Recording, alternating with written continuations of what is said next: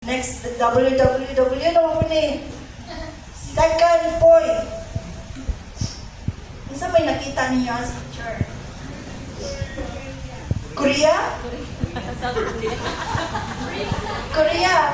One. Ay, good. One. Basta ka lang mo sa one na siya. Isa mo na. Isa na yun eh. One. Winsome.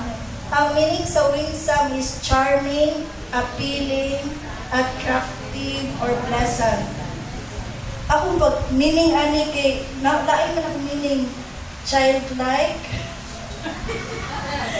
naive, or innocent. Okay.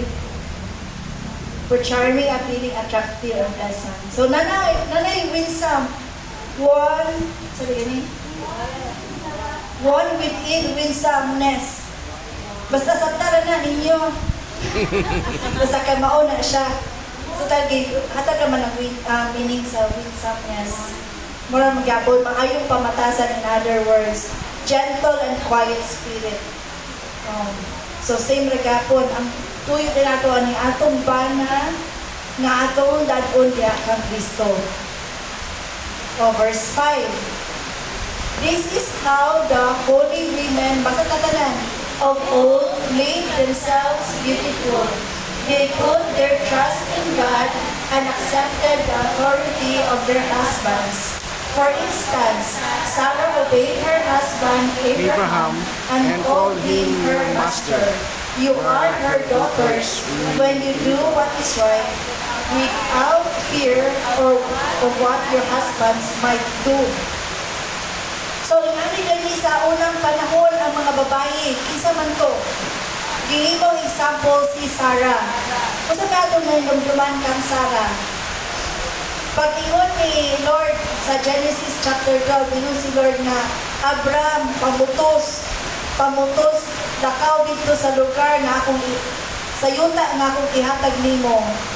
Wag niyo ba sa atin sa ato sa ningalisan? Wala, no? Wala, diretso na siya, uban. So, habwa ka na, asa imong comfort zone, uha ka dyan nakita, tuban ka, kay ngano, master man niya si Abraham. Abraham paningalan ang Abraham. Pag-abot na dito sa lugar, agoy na may famine. Manaog sa ta sa Egypt. Pag-abot sa Egypt, hala, gwapa ra ba ka, Sarah? Ina nga, isuon ikaw para dili ko patsyon. Para pagkuhan po ko ba, makabilitisyo po ko. So, tuon, pag ingon nga ako manis igsuon, dinaigan siya spero. Tunga na po si Sarah. Bisag lain na kay intention, no? Laina ka ba na ka? Wala siya ningon, anak. Iya siya, yes, master. Anak siya, yes, master. So, muna siya. Napanalangin si Abraham tungod kang Sarah. Yan nakita. So, mautin nga atong example si Sarah. Ako po, pwede pa ba na akong panalangin? Di na ba inanang nga pamaagi? Pero na itong example, anak. Katong giinan siya ni Lord na mula na kukor. Ako, isot kay na ako kay nga nung sa wala pa siya ay katang sa bago pa may Kristohano, nagawa may balay. Ako may membrong suksi, so sino dyan ko, iya atong sildo 3,000 kada kinsina. Muti among gisaligan. Diba yung muundag ka? Usa may atong kanon, usa may atong, anak ko, di na ko kakaog Jollibee. Muna na ako, kay bako pa man to Jollibee sa una, bali pa man tong sikata. Pero wala ko mahimo, okay? Si Lord man ang gaingon. So, kahilog siya ato. Natingalan dito ato sa ambulando. Sa ambulando sa una. Sige ito siyang happy kayo. Nagpakatawa siya. O ako nagkatawa. Siya, okay na ka, Sister Rose. Biglain yung paminaw. Laka. Pero, kuan, inanad yung ganahan ni Lord. So, atong purpose natin is si Lord man. So, inanatay nga, example yung si Sarah. So, hindi na siya nato mabuhay. pwede na ito yung examples ang mga karaang panahon. Ito nabutan mo na siya, applicable siya po na siya karon. Kaya nga nung gibutan na ni Lord yan sa verse 6, sa ito pa applicable na siya ni Lord. Dili na mo sumid ang mga panahon karon na mga women's, genders, equality, women's rights, kung sa panariya. Kaya wala na sa Bible, wala na siya sa Bible. Ang ganahan Lord is as wives to submit to our husbands. Whether unbeliever na siya, kita lang aking aim is makapigyan mo na siya diya ka Lord. So, basta na kanisungkay. At Bisaya, ingon ni ang pagpaanyag sa mga balaang babae kaniadto nga nagsalig sa Dios kung nagtao sa ilang bana. Ingon ni si Sarah nga mitahod kang Abraham o nagtawag kanya agado.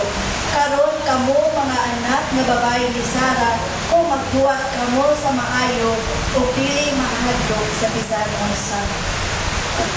Ang third na WWW.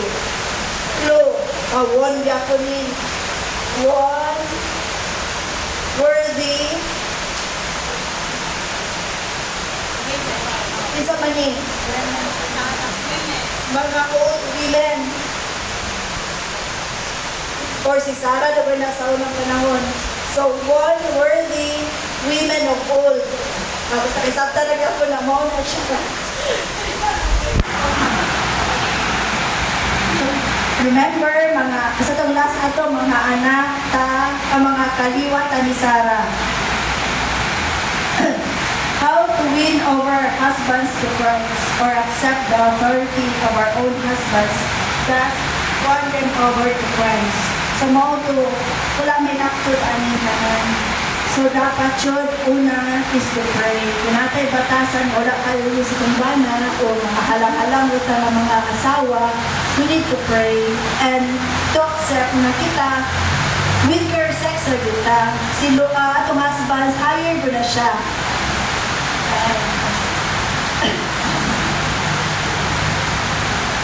Okay. One without words, one within winsomeness, and one worthy women of all. Let us pray. Father God, in the name of Jesus, Lord, salamat kayo sa inyong pagtugan ka ng Lord God, sa inyong pulong Lord God. I know hindi siya easy, but ikaw ang Diyos. O kami nagato sa inyong pulong Lord God. And we submit ourselves, Lord God, to you. We also submit ourselves to our husbands. Thank you, Lord. Bless ang tanan, bless ang mga kababaihan. In the name of Jesus, amen.